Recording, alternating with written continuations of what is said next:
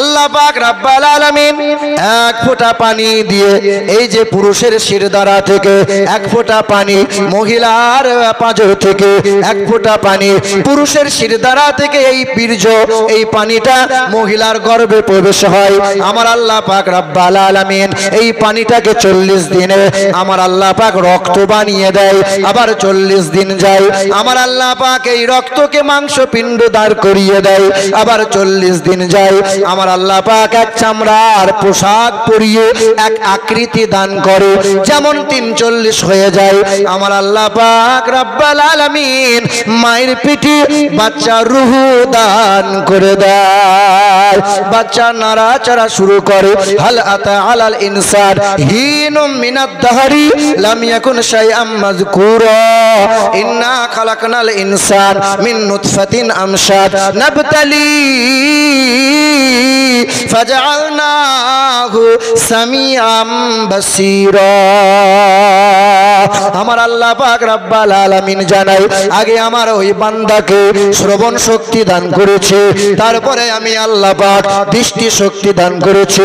মুফাসসিররা বলেছেন, পৃথিবীর বৈজ্ঞানিকরা প্রমাণ করিয়ে দিয়েছে, মায়ের পেটের বাচ্চার যখন 6 মাস বয়স হয় পৃথিবীর সব শব্দ বাচ্চা শুনতে পায়।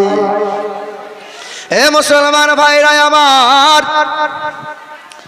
বেদে লেখা আছে, ও নমো জগদাত্রী মহিমা বা সুদামার মেহে সুন্দরম মঙ্গলম নরসংসা জোরদস্য জ্যোতিদা যোগশস্য প্রভান্ন নাধে মনস্য কীরে। পৃথিবীর জমিনে কল্যাণকর্তার আবির্ভাব হবে, তিনি হবেন মুক্তির দূত, তিনি হবেন জগৎ গুরু। শুধু মুসলমানদের গুরু হবেন না, তিনি হবেন জাতি ধর্ম নির্বিশেষে সকলের হবেন গুরু। তিনি হবেন মানব জাতির মুক্তির দাতা।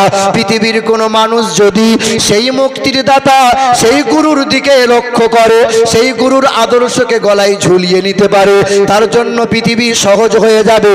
পৃথিবী জান্নাত, পৃথিবী থেকে জান্নাতে যাওয়া বড় আসান হয়ে যাবে। ওই মানুষটা দামি মানুষ হবে। পৃথিবীর মুসলমান ভাইরা আমার, তোমার আমার নবী হলেন আকাশ।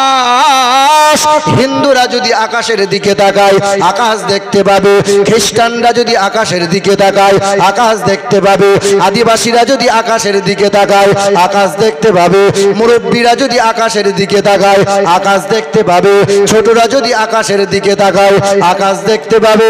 তৃণমূল পার্টি করে যারা আকাশের দিকে তাকালে আকাশ দেখতে পাবে। শুধু বিজেপি দেখতে পাবে না, না সবাই দেখতে পাবে, সবাই পাবে। দয়ার নবীর দিকে যারাই তাকাবে সেরাই তাহারাই দেখতে পাবে। তোমার সন্তানকে যদি শ্রেষ্ঠ সন্তান বানাতে চাও, দিন দুনিয়ার বাদশাহ হাবিবে কিবরিয়া জানাবে মুহাম্মদুর রাসূলুল্লাহর আদর্শকে লক্ষ্য করো। তোমার সন্তানকে শ্রেষ্ঠ নওজোয়ান যদি বানাতে চাও, দিন দুনিয়ার বাদশাহ হাবিবে কিবরিয়া জানাবে মুহাম্মদুর রাসূলুল্লাহর আদর্শকে ফলো করে নাও, শ্রেষ্ঠ নওজোয়ান হবে। তুমি যদি শ্রেষ্ঠ মানুষ হতে চাও, দিন দুনিয়ার বাদশাহ হাবিবে কিবরিয়া জানাবে মুহাম্মদুর রাসূলুল্লাহর আদর্শ গলায় ঝুলিয়ে নাও। পৃথিবীর জমিনে সবচেয়ে দামি মানুষ তুমি হবে। এ মুসলমান ভাইরা আমার, পৃথিবীর জমিনে যত পীর এলো, যত দরবেশ এলো, সাহাবায়ে কিরামগণ থেকে আরম্ভ করে যত আল্লাহ পাকের বান্দারা এলো, সবাই নবী নবী করলো, সবাই নবীর গুণগান করে গেল। আল্লাহ পাকের আসমানের ফেরেশতারা, জমিনের ফেরেশতারা সর্বদাই নবী নবী করেছে। তামাম নবী পয়গম্বরেরা সব সময় নবী নবী করে গেছে। তামাম সাহাবায়ে কিরামগণ সব সময় নবী নবী করেছে।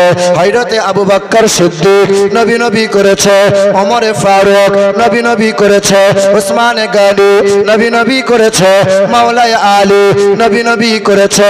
পৃথিবীর জমিনে যত তাবি এলো, তবে তাবিঈন এলো, সকলেরা নবী নবী করলো। পীরানে পীর দস্তগীর মহিউদ্দিন আব্দুল কাদের জিলানী জীবন ভর নবী নবী করলো। খাজা বাবা মঈনুদ্দিন সারা জীবন নবী নবী করলো। খাজা বাহাউদ্দিন নকশবন্দি জীবন ভর নবী নবী করলো। করলো, খাজা শেখ আহমদ শিরকান্দি নবী নবী করলো, বাবা কুতুবউদ্দিন আউলিয়া জীবন ভর নবী নবী করে গেল, খাজা ফরিদউদ্দিন গঞ্জ সাকার নবী নবী করে গেল। আহলে সুন্নাতুল জামাতের মানুষ আমরা যদি বাঁচতে চাই, পৃথিবীর জমিনে যদি কল্যাণ কামিয়াবি পেতে চাই, জীবন ভর নবী নবী করো। আর নবী নবী যদি করে মরে যেতে পারে, পৃথিবীতে কামিয়াবি হব, কবরে আমরা নাজাত পাবো, আর হাসরের ময়দানে থেকে হাসতে হাসতে জান্নাত যেতে পারবো। হে মা বোনেরা, মা তুমি যদি ভালো হও, সন্তান তো নিশ্চয়ই ভালো হবে। বাপ তুমি যদি ভালো হও, সন্তান তো নিশ্চয়ই ভালো হবে। কারণ বড় পীর আব্দুল কাদের জিলানীর বাবা হযরতে মুসা জাঙ্গ রহমতুল্লাহ আলাইহি একটা আপেল কুড়িয়ে পেয়েছিলেন। কি গো, একটা আপেল কুড়িয়ে পেলেন, সন্ধান করলেন, বাগানের মালিকের সঙ্গে খবর হয়ে গেল। বাগানের মালিক বলে মাফ করব না, এতদিন সেবা করতে হবে, বাগানের দেখভাল করো, তারপরেও মাপ নাই। তবে মাপ কেমনে পাওয়া যায়? বলে আমার একটা কন্যা আছে, চোখে দেখতে পাই না, আমার এক কন্যা, যে কন্যা হাঁটতে পারে না, যে কন্যা বলতে পারে না, যে কন্যা শুনতে পায় না, ওই কন্যাকে যদি বিবাহ করতে পারো তবেই তোমাকে মাফ করব। এ মা বোনেরা, শুধু ঘটনা জীবনী শুনলেই হবে না। যখন আল্লাহ পাকের ওলি মুসা জাং রহমাতুল্লাহ আলাইহি হুজুরের যেই দিন বিবাহ হবে, বিবাহ হলো, বাসর রাতে ঢোকার সময় আসসালামু আলাইকুম ওয়া রাহমাতুল্লাহ সালাম দিয়েছেন, ছুটে এসে দরজা থেকে পালিয়ে যায়। পালাচ্ছেন কেন? বলে বিবি তো আমার নয়, আমার বিবি তো চোখে দেখতে পায় না, আমার যে বিবি সে তো কানে শুনতে পায় না, আমার যে বিবি সে তো কালো, পায়ে খোঁড়া। এ মা বোনেরা, আহারে মুসা জাং রহমাতুল্লাহ আলাইহি বললেন, না না, আমার এই কন্যা এই চোখ দিয়ে কখনো খারাপ জিনিস দেখে নাই, এই কান দিয়ে খারাপ কখনো শ্রবণ করে নাই, এই মুখ দিয়ে কখনো গালমন্দ খারাপ ভাষা বলে নাই, এই পা দিয়ে খারাপ জায়গায় যায় নাই। বলো আমার মা বোনেরা, রাত দিন 24 ঘন্টা জিন্দেগিতে তোমার এই চোখ দিয়ে, তোমার এই হাত দিয়ে, তোমার এই মুখ দিয়ে, তোমার এই কান দিয়ে, তোমার এই পা দিয়ে কত অহরহ গুনাহ করে যাও, আর রাতের বেলায় তুমি মনে মনে ভাবছো আমার ছেলেটা বড় পীর সাহেব হবে, আমার ছেলেটা বড় হুজুর হবে। সস্তা কথা? এখানকার মা বোনরা তো অনেক ভালো। কিছুদিন আগে হুগলি জেলা আরামবাগ বলে একটা জায়গা আছে, ওয়াজ মাহফিল করে যখন বসে আছে, তো এক মহিলা এসে উঁকি ঝুঁকি মারে। কারণ কি? তো মহিলা বলে, হুজুর একটা তাবিজ দেন তো, স্বামীকে বশ করব। দেখবেন এখানকার মৌলভী সাহেবদের জিজ্ঞাসা করবেন যে অহরহ এইরকম কেস, স্বামীকে বশ করা।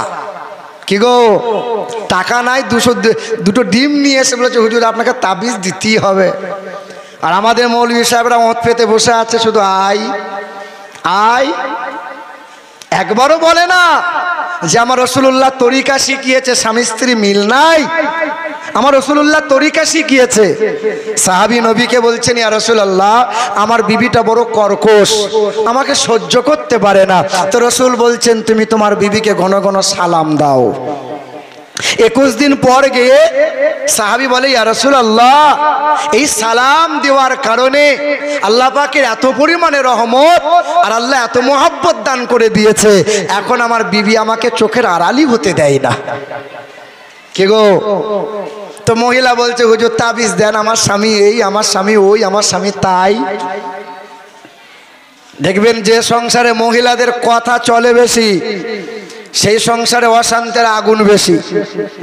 যে সংসারে মহিলাদের কথা কম, সেই সংসারে মাশাআল্লাহ শান্তি আছে। ঠিক কিনা বলেন? তা আমি চিন্তা করলাম, এ স্বামী স্ত্রী যদি মিল করাতে হয় তাহলে মহিলার কথা আগে বন্ধ করা লাগবে। এই মহিলার কথা আগে বন্ধ করা লাগবে। বড় পীর বিবাহ করেছে, বড় পীরের পিতা মোসা জাং রহমতুল্লাহ আলাই হুজুর আমার বিবাহ করেছেন, মুখে কথা বলতে পারে না নাকি বুবা? আর আপনার বিবি রাত দিন আপনাকে তুই তোকারি করে, রাত দিন ভাষা খারাপ করে, তবে হিজাবও পরে, বোরখাও পরে, আমার মাঝে মাঝে তাহাজ্জুদের নামাজও পড়ে, জান্নাত পেতে চাইছে। যে মহিলা রাত দিন স্বামীর সঙ্গে দুর্ব্যবহার করে ও তাহাজ্জুদ নামাজ পড়ে জান্নাত নাই। এ আমার মা বোনেরা খুব ভালো করে শোনেন। তা আমি খানা খাওয়ার পরে বললাম, বোন আপনি থামিয়েন, তাবিজ আপনাকে দেবো। ঘরে ক্যালেন্ডার ঝুলছিল, ক্যালেন্ডার ছিঁড়ে মোটা করে কালো সুতোই বেঁধে, তাই বললাম এই তাবিজ যেন জীবনে খুলিও না, এ সাংঘাতিক তাবিজ। আমি তো জানি কি তাবিজ দিয়েছি। তো বলছে হুজুর গলায় বাঁধবো না হাতে বাঁধবো? আনো গলায়ও বাঁধতে হবে না, হাতেও বাঁধতে হবে না। হুজুর বালিশে দেবো, স্বামীর বালিশে? আগে দিয়েছিস লাই? বলে আগে 7 বার দিয়েছি, কাজ হচ্ছে না। এক কাজ কর, এই তাবিজ হাতে নয়, গলায় নয়, বালিশে নয়। স্বামী যখন মাঠঘাট হাট বাজার করে বাড়ি ফিরবে, দরজার সম্মুখে দাঁড়াইয়ে তুমি ছুটে গিয়ে বাবা এক কাজ করবে, স্বামীকে বলবে আসসালামু আলাইকুম, তুমি বলবে। দিয়ে সালাম দেওয়ার পরে এই তাবিজটা তুমি মুখে করে টিপে ধরে থাকবে, কথা বলবে না। 40 দিন পর ফোন করে বলছে হুজুর আপনি তো সাংঘাতিক পীর সাহেব। মানে কি করে বুঝলি? বলে আপনার তাবিজে সাংঘাতিক কাজ, আমার স্বামী আর অশান্তি করে না। আনো করবে কি করে? তো মুখ বন্ধ করে দিলাম। কথা বুঝতে পারছেন না? স্বামী যতক্ষণ থাকবে ততক্ষণ তোর মুখে তাবিজ থাকবে, তাহলে কথা বলতে পারবে না। এ বাবা, তো মহিলাদের কথা যদি বন্ধ হয়, কথা যদি সংসারে কম হয়, সেই সংসারে দেখবেন শান্তি আছে। আল্লাহর নবী বলেন ওয়াল মারআতু ইযা সাল্লাত খামসাহা ওয়া সামাত সাহরাহা ওয়া হাসানাত ফারজাহা ওয়া আতাআত যাওজাহা ফালতাদখুল মিন আইয়ি আবওয়াবিল জান্নাতি শাআত। দিন ও দুনিয়ার বাদশা বলেন যে মহিলার 4 গুণ ভালো হবে। 1 নম্বর, ওই মহিলা 5 ওয়াক্ত নামাজ পড়বে, ওই মহিলা রমজান মাসে রোজা রাখবে, ওই মহিলা স্বামীর কথা মতো মানে স্বামীর সেবা করে চলবে। 4 নম্বর, ওই মহিলা পর্দাশীলাই চলবে, বেহায়াই চলবে না, পরপুরুষের সাথে ফোনে কথা বলবে না। 4 গুণ ভালো হবে যার, দয়ার নবী আমার জানিয়ে দিয়েছেন ওই মহিলার জন্য জান্নাতের 8টা দরজা খোলা থাকবে। যে কোনো দরজা দিয়ে ওই মহিলা হাসতে হাসতে জান্নাতে যাবে। জোরে বলতে পারলেন না? ও মহিলাদের কথা বলছি বলে বললেন না, বলেন। ভাবিয়েন না মহিলাদের দাম কম। বাংলার মাটিতে মহিলাদের দাম এখন মমতা সরকার ভালোই দিয়েছে। কন্যাশ্রী পাচ্ছে কারা? মহিলারা। রূপশ্রী পাচ্ছে কারা? মহিলারা। লক্ষ্মীর ভান্ডার পাচ্ছে কারা? মহিলারা। মমতা ভেবে নিয়েছে পুরুষ মানুষ আমাকে ভোট দিক আর না দিক, মহিলারা একজনও ফাঁকি দেবে না। আর মহিলারা যদি আমাকে ভোট দেয় গদি থেকে কেউ নামাতে। হে বাবাজিরা, ভাইরা আমার, পুরুষের চাইতে দাম মহিলাদের আল্লাহ দিয়েছেন বেশি। আমার রাসূলুল্লাহ জানিয়ে দিয়েছেন যে ঘরে মহিলার ভূমিষ্ঠ হয়, কন্যা সন্তানের ভূমিষ্ঠ হয়, আমার আল্লাহ পাক ওই ঘরে রহমত আর বরকত নাজিল করে। যেই ঘরে কন্যা সন্তানের ভূমিষ্ঠ হয়, রহমতের ফেরেশতা আনাগোনা শুরু করে দেয়। দয়ার নবী আমার বলেন যার জয়টা কন্যা হবে, আমার আল্লাহ পাক আল্লাহ তারে তয়টা জান্নাত দান করে দেবেন। জোরে বলো। এই বহরমপুরে ওয়াজ করছিলাম লালবাগ এলাকায়, তো এক মুরব্বী হাত তুলে বলছে আমার 12টা ছেলে। আমি কচু পাবে, কিচ্ছু পাবে না, কিন্তু একটাও যদি কন্যা থাকে, নবী বলেছেন সেই কন্যাকে কোরআন ও হাদিসের তালিম দাও, পর্দাশীলা বানাও, আর নেককার ছেলের হাতে বিবাহ দাও। নেককার, সুদখোর নয়, দাঁড়িয়ে দাঁড়িয়ে পেশাব করে এই রকম ব্যক্তির সঙ্গে নয়, 2 নম্বরই কারবার করে এই রকম নয়। আচ্ছা বলেন তো বাবা, আপনারা আলেম ওলামাদের ভালোবাসেন কি বাসেন না? বাসেন না? আপনারা বাসেন কি বাসেন না? বলেন না। আলেম ওলামাদের যখন ভালোবাসেন তখন আপনার কন্যার বিবাহে দেওয়ার সময় তখন মৌলবি দেখে দেন না কেন? তখন তো যে শালা সুদখোর সে হবে জামাই। হ্যাঁ বলেন, আলেম ওলামা ভালোবাসেন, যে জীবনে পেশাব করে ইস্তেঞ্জা করতে জানেন না সে হয় জামাই। চারতলা বাড়ি দেখে আপনি বিবাহ দেন, সেখানে সুখ আছে বলেন? মুসলমান ভাইরা আমার আব্বা জান ভাই জানেরা, বড় পীর আব্দুল কাদের জিলানী রাদিয়াল্লাহু তাআলা আনহুর পিতা হযরতে মুসা জঙ্গ রাহমাতুল্লাহ আলাইহি। আচ্ছা, বড় পীরের বাবার নামটা কি বললাম বলেন তো? বলেন। মুসা আল্লাহ পাকের বলি বান্দা ছিলেন, বুজুর্গ বান্দা ছিলেন। হে মুসলমান, কন্যা পেয়েছেন, এমন বিবাহ হয়ে গেল, এমন একজন সুন্দরী রূপবতী মহিলা বিবাহ হয়ে গেল। চোখে দেখতে পায় না, কানে শুনতে পায় না, মুখে কথা বলতে পারে না, পায়ে চলতে পারে না। মা নেককার ছিল, আল্লাহ পাকের পিয়ারা বান্দি ছিল, বাবা নেককার ছিল। তাই তো সন্তানকে আমার আল্লাহ পাক এমন নেককার বানিয়ে দিল যে মায়ের পেট থেকে 18 পারার কোরআনের তেলাওয়াত মানে হাফেজ হয়ে পৃথিবীতে ভূমিষ্ঠ হলো। রাত দিন ওই মহিলা সিরিয়াল দেখে, রাত দিন ওই মহিলা পরপুরুষের সাথে ফোনে গল্প করে। আর ওই মহিলা যদি বলে, আল্লাহ আমার একটা ছেলেকে বড় হুজুর বানিয়ে দাও, আল্লাহ আগে নেককার হ। এ আমার মা বোনেরা, তোমাদের কি মনে মনে হয় না তোমার একটা দুইটা তিনটা চারটা সন্তান? তোমার কি মনে হয় না বড় পীর আব্দুল কাদের জিলানীর মা সেও তো একজন মা, খাজা বাবা মঈনুদ্দিনের মা সেও তো একজন মা, বাবা কুতুবউদ্দিনের মা সেও তো একজন মা, এখানকার যিনি ইমাম সাহেব তারও মা সেও একজন মা, আমারও মা একজন মা। আমরা 3 ভাই, কিন্তু আমার মা সবচেয়ে বেশি আমাকে নিয়ে গর্ব করে। কারণটা কি? বলে কারণ হলো এই সন্তানের বুকে আছে 30 পারা কোরআন। এ মা, তোমাদের কি মনে মনে একবারও হয় না আমার যদি একটা সন্তানকে নেককার বানাতে পারি, একটা সন্তানকে যদি কোরআন পড়নেওয়ালা বানাই, না সন্তানকে ডাক্তার বানাও, মাস্টার বানাও, প্রফেসর বানাও, ইঞ্জিনিয়ারিং পড়াও, বিএড করাও, কোনো অসুবিধা নাই। কিন্তু কোরআন যদি বুকে না দিতে পারো, মা বাবা এই সন্তানকে অমানুষ বানানোর জন্য কবরে তোমাকে পিটুনি দেওয়া হবে। কারণ সন্তান নেককার বানাতে পারো না, সন্তানকে এরে গরু বানিয়ে গেছো। দেখেননি বাপ মা যখন মারা যায় তখন 3 সন্তান মিলে বিরিয়ানি করেছে, ও একদম উপর হয়ে মৌলভী সাহেবরা মিলাদ পড়ছে, কেউ আসমানের মিলাদ, কেউ ওয়াজ করছে জমিনের ওয়াজ, কেউ কবরের ওয়াজ করে ফাটিয়ে দিচ্ছে। 3 ছেলে শুধু লোক গুনছে। কটা লোক হলো দেখ, খাবারে কুলবে তো, লোক হলো দেখ। শেষের বেলায় আমার মতো মৌলভীকে নিয়ে এসছে হায়ার করে, তাগড়াই মৌলভী। শেষের বেলায় মৌলভী দোয়া করছে, রব্বানা যালামনা, কোদালের বাপ যেন বাঁশতলায় আটকে থাকে না। খুব দোয়া করছে আর চোখের পানি ফেলে হু হু করে কাঁদছে। ফেরেশতা চিন্তা করছে, সর্বনাশ, যার বাপ মরেছে 3 ছেলে শুধু লোক গুনে বেড়াচ্ছে, আর যার বাপ মরে নাই মৌলভী এত কান্না কাঁদছে, তো বুঝতে পারি না। মৌলভী চিন্তা করছে, মাল ভালো, পাটি ভালো, দেবে ভালো, এমন করে দোয়া করব 1000-এর জায়গায় 5000 টাকা আসবে। কি বলছেন বলেন? একবারও ইমাম সাহেব মৌলভী সাহেব বলে না যে বাড়িতে ডিজে চললো সে বাড়িতে কেমনে বিবাহ পড়াবো, যে বাড়িতে ভাবিয়ে সে দেওরের গায়ে কাঁচা গায়ে হলুদ মাখালো, এটা তো না জায়েজ কাজ, এটা কেমনে হলো?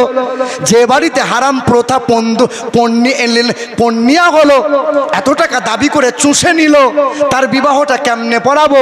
একবারও সে ফতোয়া দিয়ে বলে না যে এটা যে হারাম কাজ বাবা। কারণ আমার মতো মৌলভী সাহেব যদি এই কথা বলে দেয়, তাহলে মৌলভী সাহেবের চাকরি কিন্তু থাকবে। কে হবে বেঁচে থেকে? কি হবে বেঁচে থেকে অযথা বিদ্যা শিখে যদি না গড়তে পারো শোষণবিহীন সমাজটাকে? কি হবে বেঁচে থেকে অযথা বিদ্যা শিখে? বাবা একটু দেখো তো, কি হবে বেঁচে থেকে অযথা বিদ্যা শিখে যদি না করতে পারো শোষণবিহীন সমাজটাকে? কি হবে আলেম হয়ে ইমাম সেজে সমাজেতে যদি পারো সত্য কথা উচ্চ স্বরে না বলিতে? চাকরির ভয় করো যদি ছেড়ে দাও ইমামতি, কি হবে ধোঁকা দিয়ে আল্লাহকে?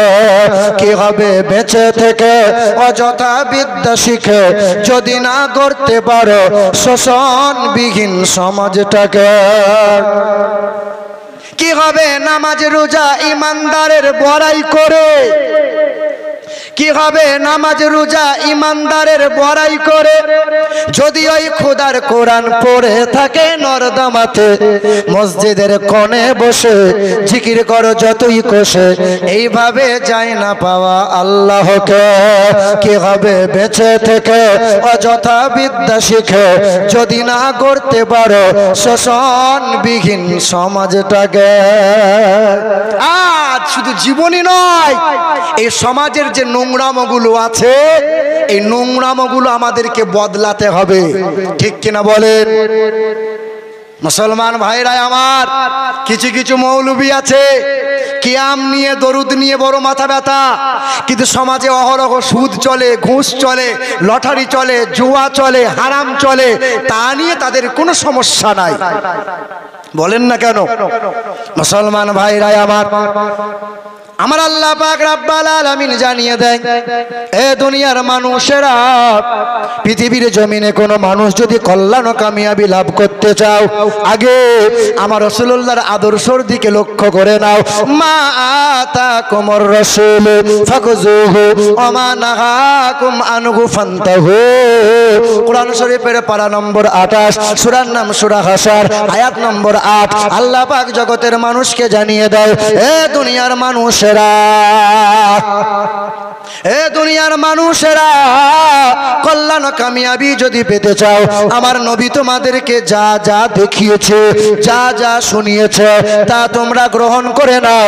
নবী যা ছাড়তে বলেছে তা থেকে নিজেকে দূরে সরিয়ে নাও। ওয়াত্তাকুল্লাহ, আল্লাহকে ভয় করো, আল্লাহকে ভয় করো, নবীর গোলামি করো, নবীর ইত্তেবা করো।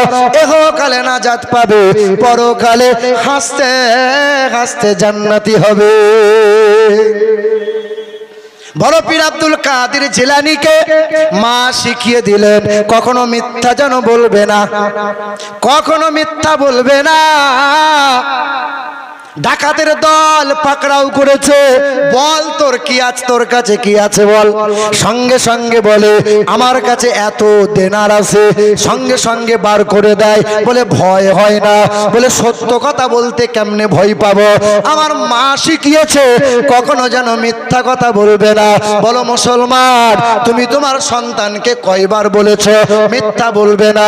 তুমি তোমার সন্তানকে কয়বার শিখালে পরের পুকুর থেকে মাছ ধরে আনবে না? তুমি তোমার সন্তানকে কয়বার বললি বলো পরের গাছ থেকে বিনা প্রয়োজনে পরের গাছ থেকে কাউকে না বলে গাছের ফল যেন ছিঁড়বে না, কারো শস্য যেন নষ্ট তুমি করবে না? তোমার সন্তানকে কয়বার বললি বলো? তা তো বলি না, কিন্তু বড় পীরের জীবনী শুনতে হবে। কবে বদলাবেন? সন্তানকে কবে নেককার বানাবেন? আপনার জীবন তো শেষের দিকে। এখন এই যে বাপ মুসলমান, এই মোবাইলের যুগ, এই দিকে লক্ষ্য করেন। আমার হাতে মোবাইল আছে, আপনি এই মোবাইলে দেখবেন গুগল ম্যাপ আছে, ম্যাপ আছে না নাই? এই গুগল ম্যাপ যারা জানেন, গুগল ম্যাপে আপনি লিখবেন জঙ্গিপুর, এখান থেকে জঙ্গিপুরের রাস্তা গুগল ম্যাপ আপনাকে দেখিয়ে দেবে। এটাও বলে দেবে ডান দিকে যাবেন, 400 মিটার পরে বাম দিকে যাবেন, এত কিলোমিটার গেলে পরে আপনি জঙ্গিপুর পাবেন।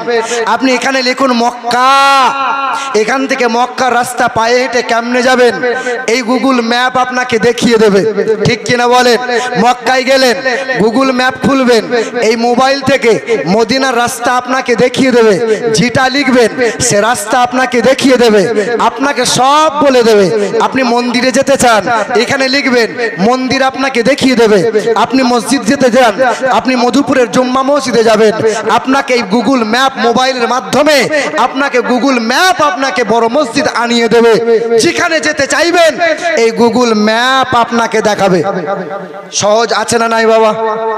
এই সময় এত সুন্দর একটা রাস্তা, এত সুন্দর একটা পন্থা, যত রকমের কোম্পানির গাড়ি আছে দেখবেন, সকলেই দেখবেন মোবাইলে এই গুগল ম্যাপ ব্যবহার করে। ইউটিউবাররা বিভিন্ন জায়গা থেকে এসেছে, কোথায় যাব? লালগোলা মধুপুর যাব। কেমনে যাব? কাকে জিজ্ঞাসা করব? আগেকার সময়ে জিজ্ঞাসা করে করে আসতো, এখন আর জিজ্ঞাসা নয়, গুগল ম্যাপ লিখে দিল, গুগলে লিখে দিল লালগোলা মধুপুর যাব, জুম্মা মসজিদ। আপনাকে এই লালগোলা মধুপুর জুম্মা মসজিদের সন্নিকটে আপনাকে এই মোবাইল গুগল ম্যাপ আপনাকে হাজির করবে। শিক্ষিত সমাজ, আমার যুবক ভাইরা, পৃথিবীর জমিনে সহজ করে দিয়েছে, বড় আসান হয়ে গেছে। গুগল ম্যাপ পেয়েছো যারা, শুনে রেখো বন্ধু, গুগল ম্যাপ যেমন এই যুবকদের প্রয়োজন, গাড়ি ঘোড়া চালাচ্ছে যারা, গুগল ম্যাপ যেমন রাস্তা চেনার সহজ করে দিয়েছে, যতটা প্রয়োজন তার চাইতে জান্নাতের রাস্তা দেখানোর জন্য সবচেয়ে বেশি প্রয়োজন হলো আল্লাহ পাকের ওলি যারা, আর আর আল্লাহ পাকের পবিত্র কোরআন। বলে সুবহানাল্লাহ। এই কোরআন এখন 100-র মধ্যে 85-90% মানুষ, 100-র মধ্যে 10টা মানুষ কোরআন তেলাওয়াত জানে, 90টা মানুষ জানেই না। কি গো বলেন বলেন? মুসলমান সহজ করে নিয়েছো গুগল ম্যাপ খুলে, একবারও মনে হলো না মানুষ তৈরি হওয়ার জন্য, নিজের জীবনকে সুন্দর বানানোর জন্য সবচেয়ে সুন্দর পন্থা একটাই, পবিত্র কোরআন, একটাই গ্রন্থ, সেটা মহান মালিকের কালাম, এই পবিত্র কোরআন। আচ্ছা বাপ বলেন তো, যে পবিত্র কোরআন নাজিল হয়েছে রমজান মাসে, এইদিকে শোনেন, কি মাসে নাজিল হলো? আচ্ছা, রমজান মাসের দাম সবচেয়ে বেশি না কম? সবচেয়ে বেশি। যে মাসে কোরআন নাজিল হলো আল্লাহ সেই মাসের দাম বাড়িয়ে দিল। যে রাত্রিতে কোরআন নাজিল হলো সে রাতের দাম কম না বেশি? রাতের নাম কি? হ্যাঁ, যে রাত্রিতে এক রাত ইবাদত করলে, এক রাত ইবাদত করলে 1000 মাস ইবাদতের চাইতেও উত্তম। জোরে বলো। আচ্ছা, যে পবিত্র কোরআন যে ফেরেশতা নিয়ে এলো রাসূলুল্লাহর কাছে, সেই ফেরেশতার নাম কি? দাম কম না বেশি? আচ্ছা, যার প্রতি কোরআনটা নাজিল হলো, দিন দুনিয়ার বাদশাহ জনাবে মোহাম্মদ মুস্তাফা সাল্লাল্লাহু আলাইহি ওয়াসাল্লাম, পৃথিবীর জমিনে শ্রেষ্ঠ মানুষ, যাদের জন্য কোরআন এলো, যাদের কল্যাণের জন্য কোরআন এলো, এই উম্মতি যদি কোরআনকে বাদ দেয় পৃথিবীর জমিনে মার খাবে না সম্মান পাবে? বলেন বাপ। এই কোরআন যারা বুকে তুলে নেবে, এই কোরআনকে ফলো করে যারা জীবন, এই কোরআনকে, এই আদর্শ, এই কোরআনকে বুকে নিয়ে যারা জীবন পরিচালনা করবে, আল্লাহ তাদের দাম বাড়াবেন না কমিয়ে দেবেন? আচ্ছা বলেন তো বাপ, এই যে পবিত্র কোরআন, ভাই কোরআনটা দেন তো, এই পবিত্র কোরআন এর ওজন কতটা মনে হয় আপনাদের? বলেন তো, এই পবিত্র কোরআনের ওজন কতটা? বলেন বলেন, মোটামুটি তাও অনুমানিক কত বলেন? 4 কিলো? ক কিলো? আল্লাহ পাক বলেন এটা 2 কিলো 1.5 কিলো নয়। 7 আসমান 7 জমিন যদি এক পাল্লায় রাখা হয়, আর আমার কালামকে যদি দ্বিতীয় পাল্লায় রাখা হয়, এই কালামের ওজন এত, 7 আসমান 7 জমিন হালকা হয়ে যাবে। তাহলে এত সহজভাবে ধরা হয় কেন? এতই যদি ওজন হলো, এত সহজভাবে তোলা হয় কেন? এ মুসলমান ভাইরা আমার, 10 বছরের ছেলে বলছে যে আব্বা ওই যে ধানগুলো রোদে শুকাতে দিয়েছেন, ধানগুলো শুকাতে দিয়েছেন, আকাশে মেঘ করেছে বৃষ্টি হবে, বাবা ধানগুলো গুটিয়ে নাও, বস্তায় ভরে আমার মাথায় একটা বস্তা তুমি চাপিয়ে দাও। তো 10 বছরের ছেলের মাথায় যদি 50 কিলোর বস্তা চাপিয়ে দেওয়া হয়, এই ছেলে বাড়ি পর্যন্ত যেতে পারবে মনে হয়? ছেলে বারবার জিদ করছে, দাও না বাবা, দাও না। তো বাবা কি করেছে, 50 কিলোর বস্তার ছেলের মাথায় চাপিয়ে দিয়ে নিজের দুটো হাত বস্তার নিচেই রেখে দিয়েছে। ছেলে সামনে দিয়ে হেঁটে হেঁটে বাড়ির সামনে নামিয়ে দেয়। আর ছেলে বলে, বাবা তুমি যে বলছিলে অনেক ভারী, অনেক ভারী, কই ভারী, এই তো মাথায় করে নামিয়ে দিলাম। বাপ বলে, আমার এই দুটো হাত যদি বস্তার নিচেই না থাকতো বাবা, তো মাইকে ঘোষণা দিতে হতো যে অমুকের বেটা অমুক কেল্লা পথে নাই।